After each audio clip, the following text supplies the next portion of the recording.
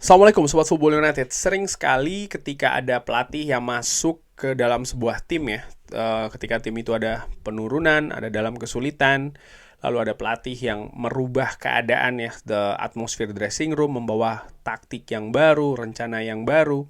Ada beberapa pemain yang tadinya tidak berkembang, tidak bermain dengan bagus, mendadak berubah nih, bisa memberikan permainan yang bagus, bahkan kontribusi yang juga tinggi terhadap tim tersebut ya. Baik itu dari sisi permainan ataupun dari sisi kontribusi misalnya gol, assist, dan lain-lain. Nah, Ruben Amorim sering diberitakan akan membawa sistem permainan yang baru di Manchester United. 3 back, 4 gelandang ya, ataupun juga ya 3 penyerang atau bahkan dikombinasikan menjadi 3-4-2-1, di mana formasi ini sering diterapkan di Sporting tapi tidak di Manchester United. Dan dari situ gue menilai ada peluang besar nih. Mungkin ada 1, 2, atau bahkan 3 pemain yang tadinya tidak berkembang ataupun tidak memiliki penampilan yang bagus, permainan yang oke di tangan pelatih sebelumnya ya, Erik ten Hag. Lalu dia akan memiliki kesempatan yang baru di bawah Ruben Amorim dan ya bermain dengan bagus, bermain dengan kapasitas tertinggi. Pemain-pemain misalnya seperti Nosir Mazraoui, pemain seperti Ugarte ya, dinilai ini akan memiliki tempat di sistem dari Ruben Amorim. Bruno Fernandes tentu saja demikian ya, sebagai seorang kapten. Lisandro Martinez pun juga demikian. Andre Onana itu sudah pasti. Nah, tapi di luar nama-nama itu, gua menilai ada satu pemain ini ya yang punya potensi akan ya mendapatkan kesempatan nomor 1. Lalu juga bisa jadi dia akan bermain di kapasitas tertinggi, akhirnya bisa memberikan kontribusi yang juga maksimal nih terhadap Manchester United. Pemain ini sebenarnya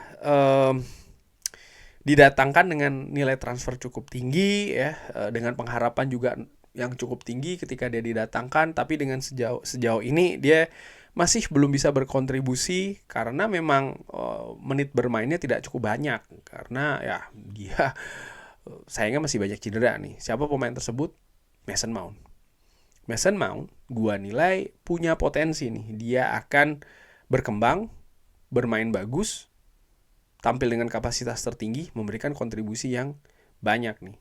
Ada setidaknya 2 alasannya dari pendapat gue ini. Bisa jadi gue tidak sejalan, ataupun mungkin ada sobat Football United yang tidak sepakat dengan apa yang gue katakan. Nggak masalah, silahkan drop di kolom komen.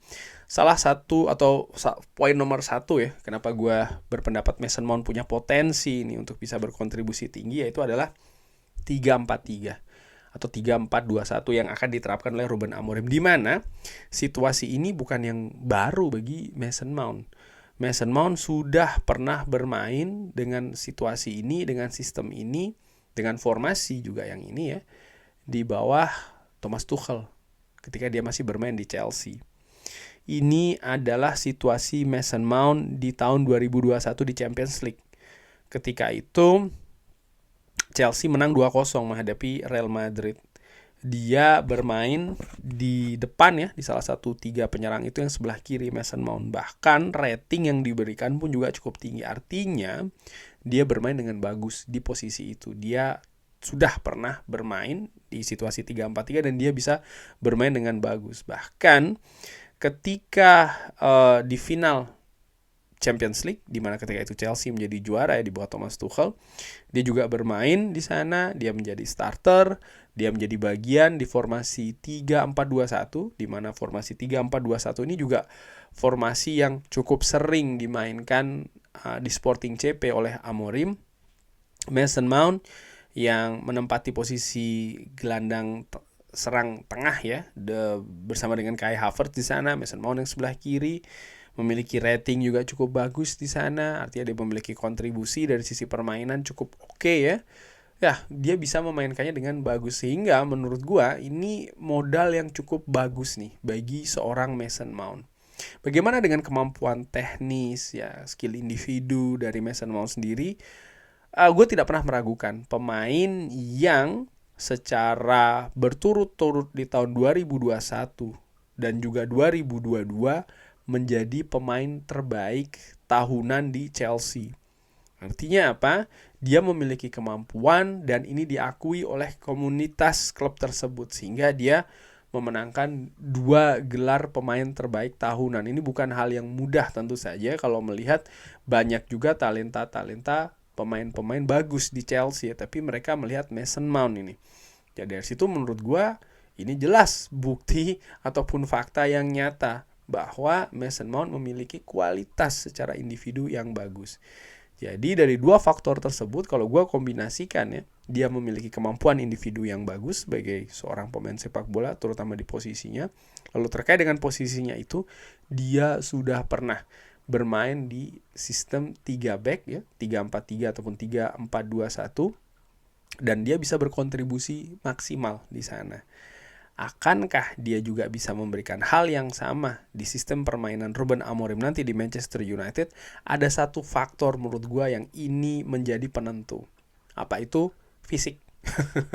Kebugaran ya. Ini penting.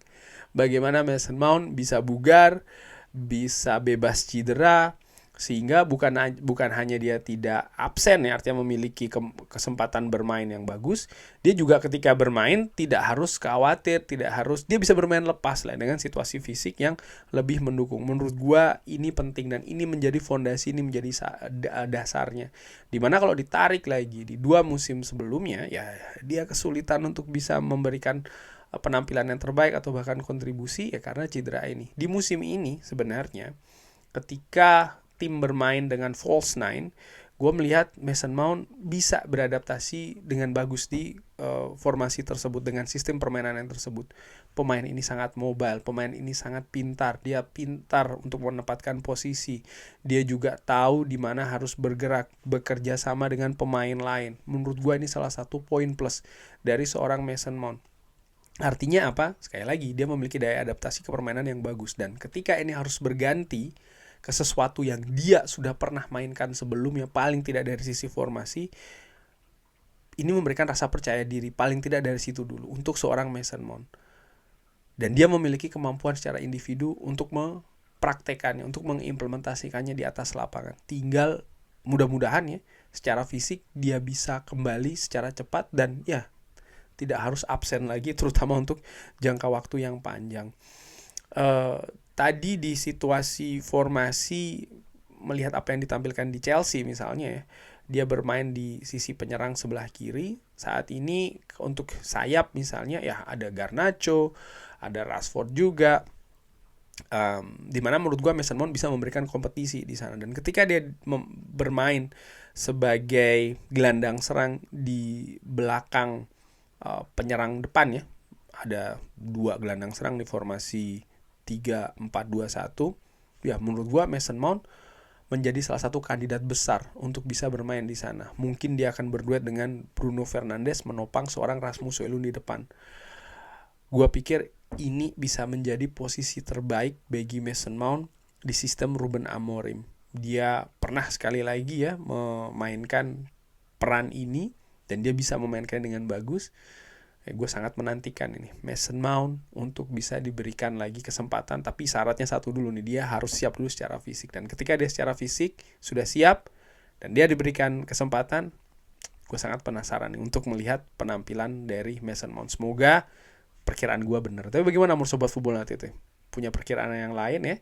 Kira-kira pemain mana yang akan menonjol? Setuju tidak Mason Mount menjadi salah satunya? Bisa drop di kolom komen beserta dengan alasannya. Terima kasih sudah menyaksikan. Jangan lupa like, share, dan juga subscribe. Wassalamualaikum warahmatullahi wabarakatuh. Thank you.